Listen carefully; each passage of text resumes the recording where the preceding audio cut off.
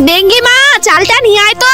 মা, এতটুকুই তো চাল আছে, কালকে আমরা কি খাবো? আচ্ছা দে, আজকে তো হয়ে যাবে, কালকে চিন্তা কালকে দেখা যাবে। ঠিক আছে। মেয়েকে তো বলে দিলাম, কিন্তু কালকে কি যে খাবো, হাতে তো 1 টাকাও নেই, কেউ আবার আমাকে কাজও দিতে চায় না। হর হর মহাদেব। মা, মা, বাড়িতে কেউ কি আছেন? আমাকে একটু সেবা দেবেন, আমি ভীষণ ক্ষুধার্ত। হ্যাঁ বাবা, অবশ্যই। এই যে আসন গ্রহণ করুন, আমি আপনার জন্য সেবা নিয়ে আসি। মা, তাহলে তুমি কি খাবে? কিন্তু তার আগে বাংলাদেশি হলে সাবস্ক্রাইব করো, ইন্ডিয়ান হলে লাইক করো। আমি বাংলাদেশি তাই আমি সাবস্ক্রাইব করলাম, আর তুমি তোমার দেশের পতাকাটি কমেন্ট বক্সে দিয়ে দিও। কিছু হবে না বাবা, তুই খেয়ে নে।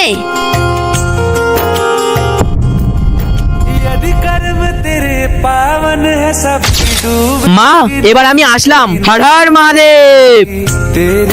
আরে সাধু বাবা তো তার ব্যাগ রেখে চলে গেছে। আরে সাধু বাবা কোথায় চলে গেল? এতগুলো টাকা, তার মানে